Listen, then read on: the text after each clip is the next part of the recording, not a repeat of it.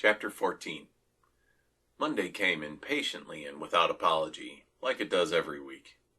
Fortunately, I was 18 steps away from my cubicle in the sun with 88 of my closest comrades. I'm supposed to start work around 7 a.m., but the schedule isn't too rigid. I just need to be around to help during the rush, and I keep the music coming in between.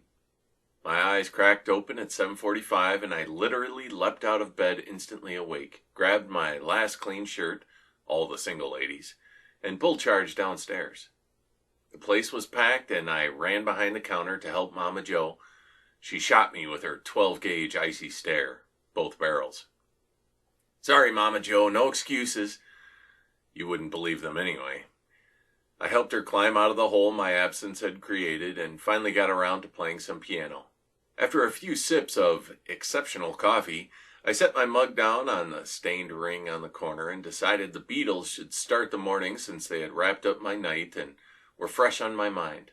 A few people lingered, but most had to go, become the cog in the great business machine of which they were a replaceable and underappreciated part. Poor bastards. Go on, do your part, be a good little human, and get your biscuit at the end of the day. Mondays are not great for upbeat songs like the Beatles, typically because they are more for celebrating. Not too many people celebrate the beginning of their incarceration.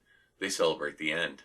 Even so, I just felt great on my 2 hours of sleep, practicing the power till the wee hours. I never felt the urge to sleep, and time seemed to move at a different pace than usual. Glancing around the shop, I saw a few familiar faces, but no one for whom I regularly played.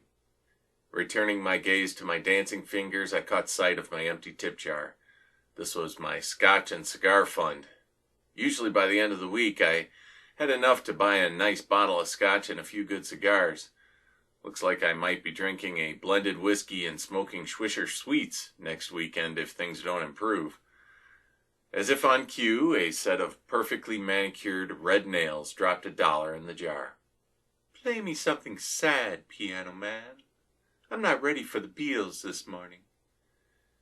Confirming my suspicions about my choice of music, I shifted into Fire and Rain by James Taylor. Nice and slow, soft and simple. Without question, the saddest song I know. I stole a peek out at my anonymous patron and saw the perfect blonde that occasionally visited, a target of my flirtatious wiles. "Lucy, isn't it?" I asked, already knowing I was right. There are some things that are hard to remember and others that are equally hard to forget. She just nodded and smiled, taking a seat at a table near the piano, just out of view, naturally. Probably a good thing anyway, since I'm easily distracted by long legs and happy cleavage.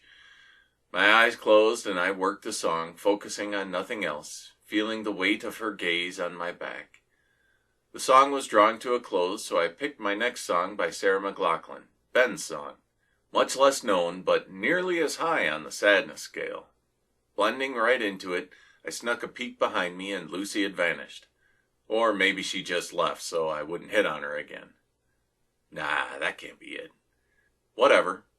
No point sulking about the fish that got away, just reset bait and cast again. My playing continued on the sad theme as I waited for someone to arrive. I wasn't sure who it would be, but I figured they were coming. If I had to put money on it, I would have bet that someone from the cell would have dropped by for a coffee because they were in the neighborhood. After an hour or so, I realized I was perhaps not as big a deal as I thought I was. No one was planning to stop in and check on me, not even Tiffany. Picking up my now cold half cup of engine degreaser, coffee, I started to wonder if I had imagined the exceptional prior weekend. I looked down at the creamy brown liquid swirling in the glass and remembered back to my feelings last night, locked in and focused on heating the coffee. Instantly steam poured out of the cup and it started to boil. Yup, still got it. Glancing around the room, I saw that everyone was still pretty wrapped up in their own personal agendas to notice an unkempt musician with bags under his eyes. Mac's lesson crept back to me about not knowing who could be a seeker, hunter, or worse. I realized I wouldn't even know what to look for. Nella and Gladys seemed convinced that Tiffany was somehow mixed up with the fallen, which both pissed me off and unsettled me. The The rest of the day finished much the way most Mondays did for me, gray, flat, uneventful. Mama Joe took off in the early afternoon and left me to tend shop alone, which was fairly normal since the next rush happened around dinner into early evening. For the periods that there were no customers, I played with my newfound power. Some limitations became immediately clear. Distance definitely mattered for some things. Floating a cup over a table was easy as long as it was close, but as the tables got farther away, it seemed more difficult to move an object. Not that it would suddenly crash to the floor, but it would only go so far. Like I had arrived at the limit of my reach and could stretch no further. On the other hand, I could move air on the other side of the room, flipping napkins and rolling paper cups on the table.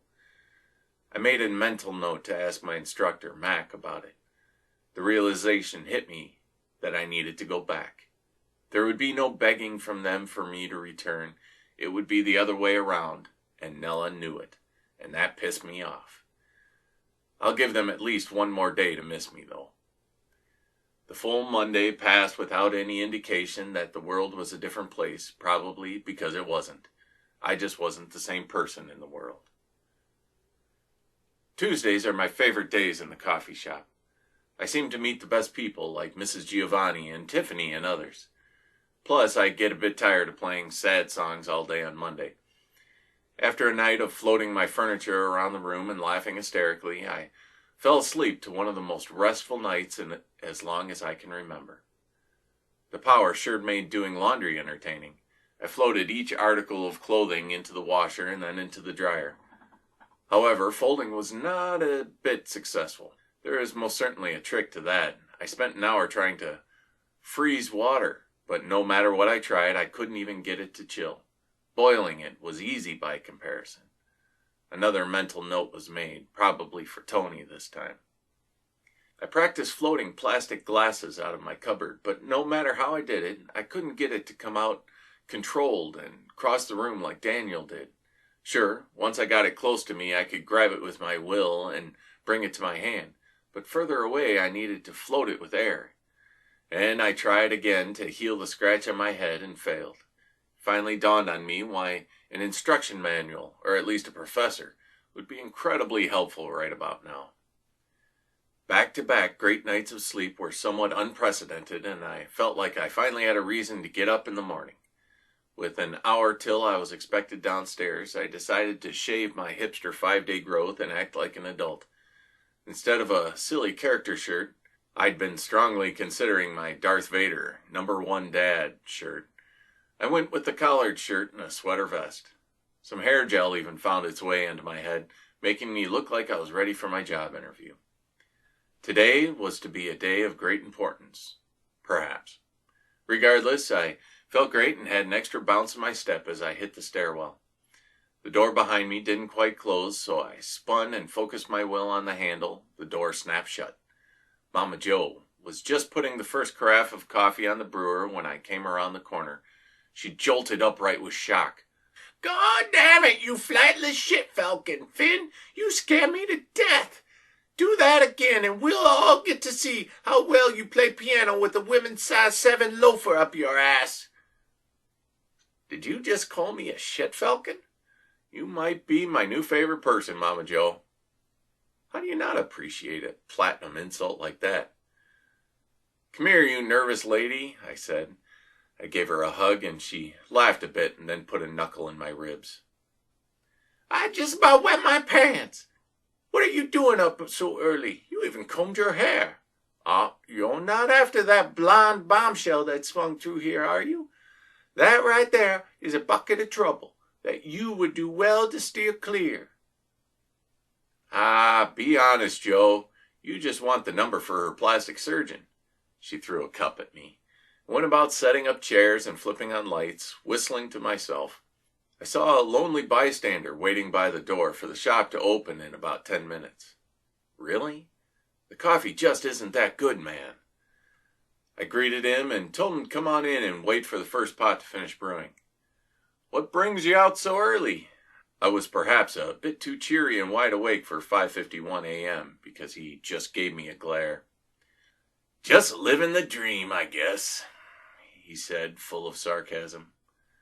Well, let me get some music going for you. What are you in the mood for? He glared at me as though he was considered punching me in the mouth. Whatever goes well with getting bad news across the street, he said, pointing toward the hospital. Yeah, I would have considered punching me too. I walked over to the piano and started into Paul Simon's Bridge Over Troubled Waters. He was a middle-aged man who looked in decent health, at least not on his deathbed. Being naturally bald, it was tough to tell whether he was going through chemo. He had at least an hour to wait because the hospital didn't start appointments until 7 o'clock. By the time the song wrapped up, I looked over and saw him drinking some fresh coffee. It was black, and he didn't even wince when drinking. What a badass. Any requests? I shouted across the room. All he said was, country. Shit. Whatever. At least I get to pick the song. Besides, our roles could be reversed, and I could be the one getting bad news in an hour. The Zac Brown Band is technically country, but they actually have some playable music. Not that I would intentionally listen to it in my off time, but I don't reach for the dial when they come on the radio. He just nodded back his approval and went back to gazing out the window at the dim horizon. The night was finally giving up its siege. But for this man, night was being replaced by something much darker and more fearsome. I couldn't help but feel empathy toward him. A few others ambled in as the sky continued to lighten. Mama Joe was moving fast for the anticipated rush, and the fresh muffins and pastries were making me hungry. It then dawned on me that I hadn't even had my requisite morning coffee, the leftover positive energy from last night propelling me forward. As the song wrapped up, I decided that coffee was still a good idea, if for no other reason than to support the boss. It would look bad for me not to be drinking her coffee. So I grabbed a cup and 2 blueberry muffins and went over to sit by our customer numero uno for the morning. He looked up as I sat down, curious as to why I felt we had a reason to talk, I'm sure. I'm not sure why I thought we had a reason either. Sliding the muffin over to him, I gave him a nod and a smile. You need something? Came his crass response to my presence. I ignored it. Cancer? I asked. What, too forward? His eyes were already a little wet from crying, and it looked like he was barely holding it together. There was a level of shock on his face from my direct approach. He gave a barely perceptible nod. Together we ate our muffins in silence. What else is there to say? After a few minutes, he shifted in his chair and cleared his throat. With a gaze still at the street, he said more to himself, There's just so damn much I had left to do. And there it is, the reality of this entire existence in one sentence. We all have so much to do and so little time to do it. You'd think we would all be passionate about achieving our dreams, but instead we are passionate about following the rules and expectations set forth for us by a society or religion or job, so we can make our lives as meaningless as possible. His words hit me hard, and I knew exactly the rough road he was headed down, only this poor guy appeared to be going it alone. A single tear rolled down his cheek, a tear filled with pain, loneliness, regret, and fear. After your appointment, come on back and see me. I want to introduce you to Mrs. Giovanni. She's been down your path before. No thanks, bud. I don't need that kind of help. I need a miracle worker. His hand shook a little as he sipped the last of his coffee. I never give up that easy. She's just an old lady that has an abundance of what you need. Ha! And what's that? Medical marijuana? No, I highly doubt that, but that tiny woman has hope to spare. And if you don't mind me saying so, you really have nothing to lose at this point. His wet gaze met mine, which was getting a bit teary as well, and he stood to leave and held out his hand. I'm Walt. Finn, I replied, and took his hand. The world ever so slightly shifted a shade of blue and immediately returned to normal. Walt smiled for the first time since we met and left. My attention went back to the piano as I waited for Mrs. Giovanni to show up. The confidence I had in her schedule was quite high since she had kept it for the last 3 months. Same bus, same coffee, same requests. Anticipating her arrival, I played some Sinatra, which is genetically wired into all Italians for approval. A hand with a Rolex put another bill into the glass jar, and I looked over to see business suit perfection, pinstripes complete with pleated slacks and leather Italian shoes that cost more than my entire wardrobe combined.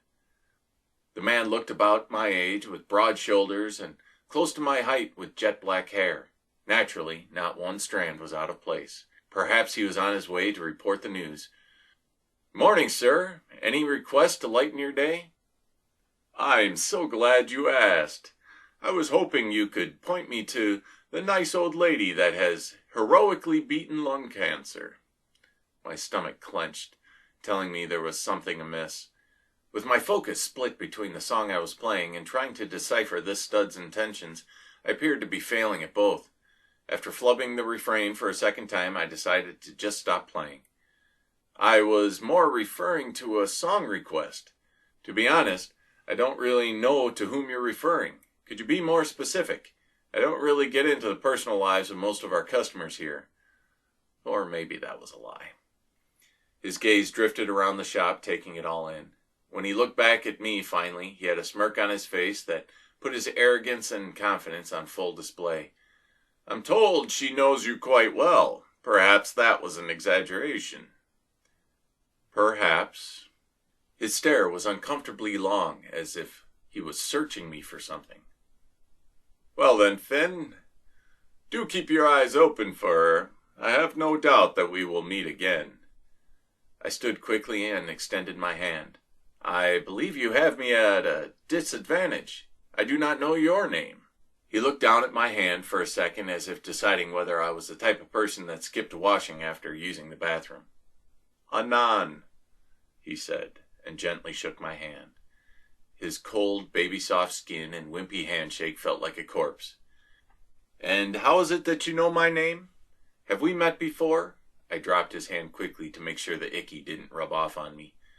His smirk twisted into a sneer. "Certainly not. The lady at the counter was nice enough to tell me your name." I looked over at Mama Jo, who repeatedly glanced over to us. There was a look of panic in her eyes as she made another drink for a paying customer. He moved to the far corner of the shop and sat with his back to the wall so he could look out at the room. Sinatra picked up right where I left off, and my mind raced as I tried to connect some impossible dots. This was a similar feeling as to when I was in chemistry lab and the test results made absolutely no sense. Many times, the only possible conclusion was that an unaccounted variable was influencing the results at a greater rate than the known variables. The search then would focus on identifying the hidden uncontrolled variable. Who or what, then, is the hidden variable connecting this arrogant prick and my Mrs. Giovanni? The panicked looks on Mama Jo was another clue, and I decided to nonchalantly meander over and refill my coffee. While standing at the coffee pot, she came over and squeezed my arm in a death pinch. "Do not engage him! Do not confront him! Be careful, Finn!" Her voice was low and serious. "Just let him leave." "No problem there. I have trouble respecting a man with a dead fish handshake and manicured cuticles." Without a word, I gave her the tiniest of nods to indicate that she had been heard, and I worked my way over to the table with the creamer and flavors. I decided to take a little detour and mingle with the clientele. That doesn't seem too confrontational. I grabbed a small carafe filled with dark roast and walked to the closest table. "Refill?" "Dark roast. No problem. Thanks for stopping by. Any requests?" The standard good customer service role. Walking to the next table, my gaze drifted past the creeper and almost did a double take as he was staring at me. Next table, same thing. After 3 tables, I headed back to the piano, my security blanket, to bang out a couple of songs that were requested. I jumped as someone pinched my ear. Spinning to my right, I saw Mrs. Giovanni, grinning like the excited grandmother I thought her to be. All I could do was smile back and slide over on the bench. "How is my favorite piano player doing? You look good. Almost respectable, Finn," she said with a genuine laugh. My mind struggled to connect the dots before something bad happened to one of the few good people in my life. "Mrs. Giovanni, my favorite Italian, get over here next to me and let's get some real music rolling here." She sat next to me with her mug of coffee and bounced a little like a kid as I shifted back into Sinatra's Mac the Knife. She was half conducting, half chair dancing as I worked the song with every bit of flair I could muster with the knot in my stomach. The song had not yet finished when I felt someone walk up behind us. A hand rested lightly on my shoulder, and I twisted with a jerk to see Anand standing with a devilish grin. He had his other hand on Mrs. Giovanni's shoulder. He spoke directly to her. "Ah, yes, my dear sweet madame. I would be in your debt to trouble you for a brief conversation. I won't keep you but a minute." Rising to my feet, I felt my adrenaline kicking in. "No, I think whatever business you have with my friend here will need to go through me." He brought his shoulders back and stood tall to his full height, revealing that he was indeed an impressive specimen and that I was about to get my ass kicked. "You have just made a most egregious mistake, Mr. Rourke. There is not a soul alive that would dare to speak to me that way." His devilish grin widened and his eyes seemed to darken. His hand, still on the shoulder of Mrs. Giovanni, slid to her neck. His long, slow fingers curled into a grip. I was microseconds away from launching into the dickhead when a voice called out loudly from the doorway behind me. "Finn! Hey, Finn, it's me, Mike!" As if the situation could not possibly deteriorate further, in walks the pimple-plagued ginger from the weekend shift. Oh, what fresh hell is this? Mike was jumping between tables as he raced at top speed over to me. "Hey, me and my buddies wanted to talk to you about playing at a party we were going to have next week. I told them about how you were killing those Beatles songs the other night." Sure enough, 2 other gangly teenagers were coming in the door behind him. Mike put his hand on my shoulder and another on Mrs. Giovanni. I looked between the pimple on the kid's nose and Anand, whose grin had suddenly vanished. "Mike, now is not a great time. Perhaps you should come back later. This greaseball and I were about to, discuss a few things," I said, trying to keep him out of this mess. "I've been in a few fights in my day and pretty much lost every one. But I always landed a few good shots, and the Irish in me has never quite figured out how to quit." "Oh, this guy?" Mike said with a smirk, pointing his thumb to Anand, who seemed to have lost his arrogant charm. "Nah, this guy's just leaving. Isn't that right, buddy?" Anand's silky fingers slipped off the neck of Mrs. Giovanni, and to my utter surprise, he stepped away. His look revealed a bit of panic as he now stared at the 2 teenagers by the door. The dignified gait of his walk was replaced with a shuffle as he whipped through the door. "What the hell just happened here?" I asked Mike, who now had his arm around the old lady still seated between us. Ignoring my question entirely, Mike spoke to Miss Giovanni. "Any idea what that creep wanted? He certainly seems up to no good." She was shaking a little and seemed just as lost as I was. She shook her head and said nothing. Mike looked at me and said simply, "I think she just needs some Busoni. Take care of her, Finn." And with that, he walked away, back to his 2 friends who had taken a table near the door. My first instinct was to grab the cocky punk and ask him what the hell was going on here, but the gentle touch of my favorite octogenarian had grasped my hand and I sank back to the bench beside her. "Busoni, then?" She just nodded. My nerves were still on edge, and the song came out rushed and a bit staccato, till I felt her head on my shoulder again and everything fell back into place. With eyes closed, I focused on the music behind the notes and felt the angry tension get pulled out through my fingertips. When my eyes opened again, Mrs. Giovanni was smiling, like nothing had even happened. The song wound down, and I put my arm around her, gave her a squeeze. She just smiled up at me and said, "Thank you for not beating that guy up. It wasn't worth it. What was he going to do to an old lady living on next to nothing but Social Security?" "Yeah, I had him right where I wanted him, too, lucky bastard," I said, laughing until I saw Mrs. Giovanni's disapproving glare, presumably at my poor language.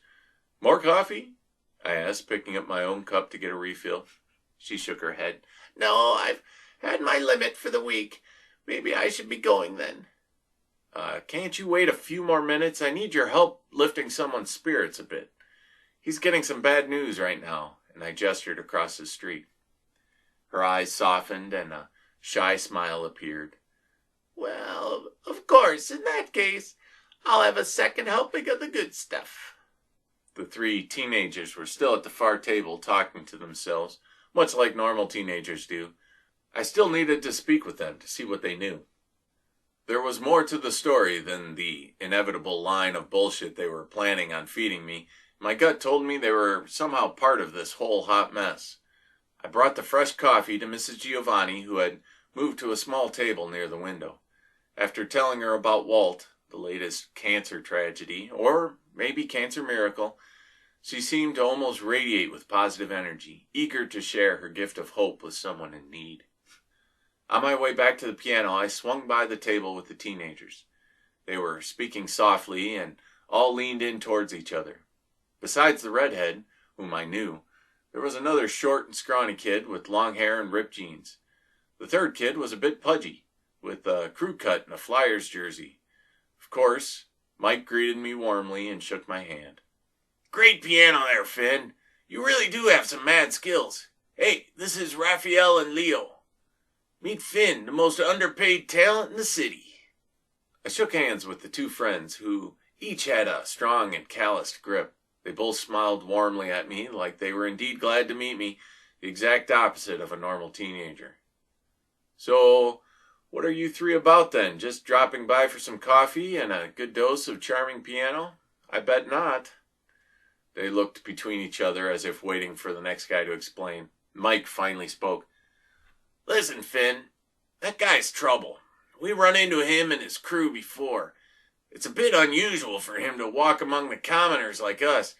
All three laughed at their inside joke. I'm glad we got here when we did. Raphael interjected, still chuckling. You just about got your ass handed. Mike shot him a glare and held up his hand, and he quieted down. Mike continued. Any idea what he was looking for? Something to do with you or maybe that old lady? That guy doesn't just stop by for coffee. My eyes were telling me one story and my ears another. These boys looked like a normal group of punk teenagers, typically self-centered, known to cause minor mischief and smoke cigarettes in the alley. Yet they sounded like responsible adults, concerned with the well-being of strangers and prepared to exact a measure of justice if necessary. I have no idea what he wanted. How do you know him? There must be something with Mrs. Giovanni, because he looked to be trying to get her away from you, Mike said, completely ignoring my question. Surely you must have some idea what he wanted from her. My opinion, for her safety, you should be telling us everything you know. A flame kicked up in my belly as my Irish temper flipped back into the on position. My voice was low and soft as I leaned over the table and into the middle of the three. Listen carefully, you three degenerates, because I'm only going to say this once. Any of you so much as make eye contact with that nice old lady, and you'll realize a whole new level of Irish retribution and unholy anger. Not one word to her. Got it? The three of them maintained eye contact with me the entire time. Leo looked a bit bored, while Raphael had a half smirk on his face like he was entertained. Mike, on the other hand, looked at me seriously like he was trying to figure out which acne medication I used to get my perfect skin. And another thing, Mike, I continued. The next time I need an uninformed and uneducated opinion, I'll know where to go. Mike forced a smile and stood suddenly and gave me a smack on the back. No problem, Finn. Sorry to have made you nervous. We are actually just as concerned for her safety, but I can see now that you have everything under control. He moved in a swift motion toward the door and gestured for his buddies to follow. For whatever reason, they followed his lead and left behind him without a glance back at me or Mrs. Giovanni. I was about to go and check on her when I saw that someone else had sat down at her table. They were in deep conversation. 2 steps away from an uncomfortable confrontation, my brain forced a message through the wall of adrenaline, and I realized it was Walt, the newest customer in the cancer ward. He noticed me charging and waved me over. Hey, Finn. I met your friend, I believe. Caroline is quite the inspiration. Thank you for convincing me to come back. I looked between the two of them. Who was Caroline? Oh, Caroline Giovanni, huh? I never even asked your first name. She just smiled back at me with that look of threatening sweetness indicating that I was not to be on a first-name basis with her. Well, Mrs. Giovanni, you just let me know if you need anything. I saw him walk in, and he had that look in his eyes, she said, patting Walt's hand. I know that look too well. I let the two of them get back to the kind of serious conversation that I aggressively avoid like the plague. I'm glad she was here for him. The piano was calling to me anyway, and I tried to sort out the complexity of Anon, the trio of teenagers, and my 87-year-old friend.